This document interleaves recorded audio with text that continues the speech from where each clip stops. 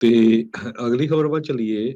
FDA ਨੇ, food ਤੇ drug administration ਨੇ ਅੱਜ ਅਨਾਉਂਸ ਕੀਤਾ ਆ ਵੀ ਉਹਨਾਂ ਨੇ ਜੋ 65 ਸਾਲ ਤੋਂ ਉੱਪਰ ਦੇ ਲੋਕ ਆ, ਖਾਸ ਕਰਕੇ ਸੁਣਿਓ ਜਿਹੜੇ ਬਜ਼ੁਰਗ ਲੋਕ ਹੈਗੇ ਆ 65 ਸਾਲ ਤੋਂ ਉੱਤੇ ਦੇ, ਜਿਨ੍ਹਾਂ ਦਾ ਇਮਿਊਨ ਸਿਸਟਮ ਜਿਹੜਾ ਇੰਨਾ ਸਟਰੋਂਗ ਨਹੀਂ ਹੈਗਾ, ਉਹ ਸੈਕੰਡ ਅਪਡੇਟਡ ਬੂਸਟਰ ਲੈ ਸਕਦੇ ਹੈਗੇ ਆ ਕਰੋਨਾ ਵਾਇਰਸ ਦੇ ਸੰਬੰਧ ਦੇ ਵਿੱਚ। ਇਹ ਉਹਨਾਂ ਨੇ ਅੱਜ ਅਪਰੂਵ ਕਰ ਦਿੱਤਾ ਹੈਗਾ। mRNA ਵੈਕਸੀਨ ਕਰਕੇ ਇਹ ਇਸ ਦਾ ਨਾਮ ਜਿਹੜਾ ਦੱਸਿਆ ਗਿਆ, ਸੈਂਟਰ ਫॉर ਡਿਸੀਜ਼ ਕੰਟਰੋਲ ਤੇ ਪ੍ਰੀਵੈਂਸ਼ਨ ਨੇ ਇਹ ਕਿਹਾ ਆ ਵੀ ਬੁੱਧਵਾਰ ਨੂੰ ਉਹ ਇਹਦੇ ਬਾਰੇ ਜ਼ਿਆਦਾ ਡਿਸਕਸ ਕਰਨਗੇ। ਪਰ ਇਹ ਜੋ ਵੈਕਸੀਨ ਆ ਉਹ ਲੈ ਸਕਦੇ ਜਿਨ੍ਹਾਂ ਦਾ ਇਮਿਊਨ ਸਿਸਟਮ ਸਟਰੋਂਗ ਨਹੀਂ ਹੈਗਾ ਕਰੋਨਾ ਵਾਇਰਸ ਨੂੰ ਲੈ ਕੇ, ਕਿਉਂਕਿ ਵੇਰੀਐਂਟ ਜਿਹੜੇ ਆ ਉਹ ਆਉਂਦੇ ਹੀ ਰਹਿੰਦੇ ਆ, ਹਜੇ ਵੀ ਆ ਰਹੇ ਆ। ਈਵਨ ਦੋ ਕਰੋਨਾ ਵਾਇਰਸ ਕਾਫੀ ਘਟ ਗਈ ਆ, ਪਰ ਸਟਿਲ ਕਿਤੇ ਨਾ ਕਿਤੇ ਜਿਹੜਾ ਆ ਇਹ ਅਸਰ ਕਰ ਸਕਦੀ ਹੈਗੀ ਆ। ਜਿਹੜੇ ਸ਼ਾਟਸ ਆ ਇਹ ਮੋਡਰਨਾ ਤੇ ਫਾਈਜ਼ਰ, ਇਹਨਾਂ ਦਾ ਜਿਹੜਾ ਜਰਮਨ ਦਾ ਪਾਰਟਨਰ ਬਾਇਓਐਨਟੈਕ ਆ, ਇਹਨਾਂ ਸਾਰਿਆਂ ਨੇ ਰਲ ਕੇ ਬਣਾਏ ਹੈਗੇ ਆ। ਜੀ, ਅਗਲੀ ਜਿਹੜੀ ਹਰਜੋਤ ਦੀ ਗੱਲ ਕਰਦੇ ਜਾਈਏ, ਬੇ ਏਰੀਆ ਜਿਹੜਾ ਟੈਕਨੋਲੋਜੀ ਦੇ ਨਾਲ ਜੁੜਿਆ ਹੋਇਆ ਆ, ਤੇ ਕਹਿੰਦੇ ਵੀ ਰੀਜਨਲ ਹਾਇਰਿੰਗ ਬੂਮ ਇੱਕ ਸਾਲ ਪਹਿਲਾਂ ਆ ਬਹੁਤ ਵਧੀਆ ਜਿਹੜੀ ਉਹ ਚੱਲਦੀ ਰਹੀ ਆ, ਪਰ ਟੈਕ ਇੰਡਸਟਰੀ ਦੀਆਂ ਜਿਹੜੀਆਂ ਲੇ ਆਫਸ ਆ ਉਸ ਨੇ ਖਤਰੇ ਦੇ ਘੁੱਗੂ ਸਿਲੀਕਨ ਵੈਲੀ 'ਚ ਵਜਾਏ ਹੋਏ ਆ। ਕਹਿੰਦੇ ਵੀ ਟੈਕ ਇਸ ਟਾਈਮ ਇੱਥੇ ਬਸਟ ਆ ਉਹ ਹੋ ਰਿਹਾ ਆ।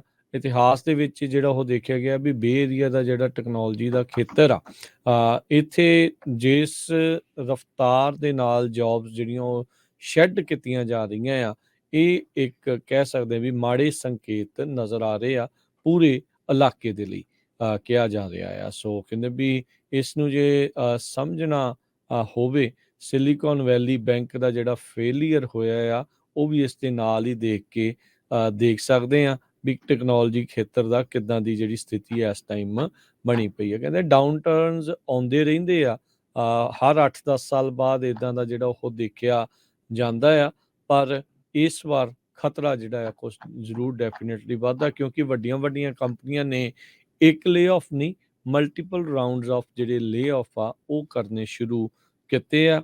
ਆਲਰੇਡੀ 58,000 ਤੋਂ ਵੱਧ ਬੇਰੀ ਦੀਆਂ ਇਕੱਲੀਆਂ ਜੌਬਸ ਆ ਉਹ ਲੂਜ਼ ਆਪਾਂ ਕਰ ਚੁੱਕੇ ਆ। ਜੀ ਬਿਲਕੁਲ। ਇਲੈਕਟ੍ਰਿਕ ਵਹੀਕਲਸ ਨੂੰ ਲੈ ਕੇ $7500 ਦਾ ਜੋ ਟੈਕਸ ਕ੍ਰੈਡਿਟ ਹੈਗਾ ਆ, ਉਹ ਆਉਣ ਵਾਲੇ ਸਮੇਂ 'ਚ ਕਹਿੰਦੇ ਲੱਗਦਾ ਵੀ ਖਤਮ ਹੋ ਸਕਦਾ ਹੈ, ਜਾਂ ਪਾਰਸ਼ੀਅਲ 3500 3750 ਤੱਕ ਵੀ ਹੋ ਸਕਦਾ ਹੈ। ਉਹਦੇ ਸੰਬੰਧ ਦੇ ਵਿੱਚ ਕੁਛ ਕੁ ਇਲੈਕਟ੍ਰਿਕ ਵਹੀਕਲਸ ਤੇ ਹਾਈਬ੍ਰਿਡ ਆਟੋਸ ਦੇ ਲਈ ਜੋ ਟੈਕਸ ਬ੍ਰੇਕ ਦੇ ਲਈ ਕੁਆਲੀਫਾਈ ਕਰਦੀਆਂ ਆ, ਉਹਨਾਂ ਨੇ ਕਿਹਾ ਵੀ ਫੁੱਲ ਟੈਕਸ ਕ੍ਰੈਡਿਟ $7500 ਦਾ Cadillac LYRIQ, Chevy Bolt, Chevrolet Silverado, Chevy Blazer, Chevy Equinox, Chevy Pacific plug, Ford 150, Ford Aviator plug, Tesla Model 3 ਤੇ ਟੈਸਲਾ ਮਾਡਲ Y, ਜਿਨ੍ਹਾਂ 'ਚ ਪਾਰਸ਼ੀਅਲ ਕ੍ਰੈਡਿਟ ਹੋਣਾ 3750 ਦਾ, ਉਹ Ford E Transit, Ford Mustang Mach E, Ford Escape plug hybrid, Ford Corsair plug hybrid, Jeep Wrangler ਤੇ Jeep Grand Cherokee plug in hybrid, Tesla Model 3 standard. So ਇਹ ਕਾਫੀ changes ਹੋਈ ਆ। ਜਿਹੜੇ ਲੋਕ ਸੋਚ ਰਹੇ ਆ ਵੀ ਆਪਾਂ ਇਲੈਕਟ੍ਰਿਕ ਕਾਰਾਂ ਲੈਣੀਆਂ ਆ, ਉਹ ਕਈ ਟੈਕਸ ਕ੍ਰੈਡਿਟ ਕਰਕੇ ਵੀ ਲੈਂਦੇ ਆ, ਉਹ ਜ਼ਰੂਰ ਆਪਣਾ ਧਿਆਨ ਰੱਖਣ, ਉਹ ਦੇਖਣ ਕਿਹੜੀ ਕਾਰ ਕੁਆਲੀਫਾਈ ਕਰਦੀ ਹੈਗੀ। ਜੀ, ਡਾਇਨ ਫਾਈਨਸਟਾਈਨ ਜਿਨ੍ਹਾਂ ਦੀ ਸਿਹਤ ਠੀਕ ਨਹੀਂ ਚੱਲ ਰਹੀ ਹੈਗੀ, ਉਹਨਾਂ ਨੂੰ ਰਿਪਲੇਸ ਕਰਨ ਦੀਆਂ ਗੱਲਾਂ ਜਿਹੜੀਆਂ ਉਹ ਕੀਤੀਆਂ ਜਾ ਰਹੀਆਂ ਆ।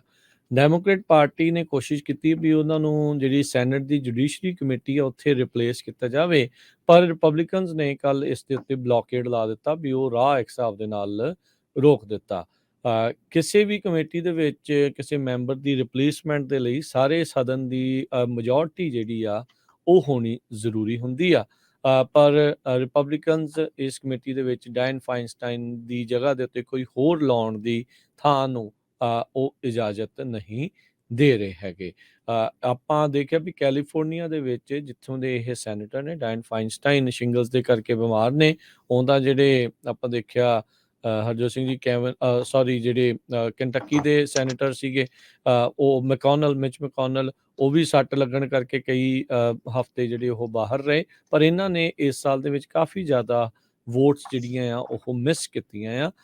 ਰੋ ਖੰਨਾ ਤੇ ਹੋਰ ਜਿਹੜੇ ਡੈਮੋਕ੍ਰੇਟਸ ਆ ਉਹਨਾਂ ਨੇ ਇਹਨਾਂ ਨੂੰ ਅਸਤੀਫਾ ਦੇਣ ਦੇ ਲਈ ਜਿਹੜੀ ਉਹ ਪ੍ਰੇਰਿਤ ਕਰ ਰਹੇ ਆ ਜਾਂ ਆਵਾਜ਼ ਜਿਹੜੀ ਉਹ ਚੱਕ ਰਹੇ ਆ ਤਾਂ ਜੋ ਇਹਦੀ ਥਾਂ ਦੇ ਉੱਤੇ ਕੈਲੀਫੋਰਨੀਆ ਦੇ ਵਿੱਚ ਕੋਈ ਰਿਪਲੇਸਮੈਂਟ ਸੈਨੇਟਰ ਜਿਹੜਾ ਉਹ ਘੱਲਿਆ ਜਾਵੇ। ਅਦਰਵਾਈਜ਼ ਉਹਨਾਂ ਨੂੰ ਉਸ ਕਮੇਟੀ ਦੇ ਵਿੱਚ ਰਿਪਲੇਸ ਕਰਨ ਦੇ ਲਈ ਰਿਪਬਲਿਕਨਸ ਦੀ ਸਾਥ ਦੀ ਜ਼ਰੂਰਤ ਆ ਜਿਹੜੀ ਉਹਨਾਂ ਨੇ ਨਹੀਂ ਦਿੱਤੀ ਹੈਗੀ।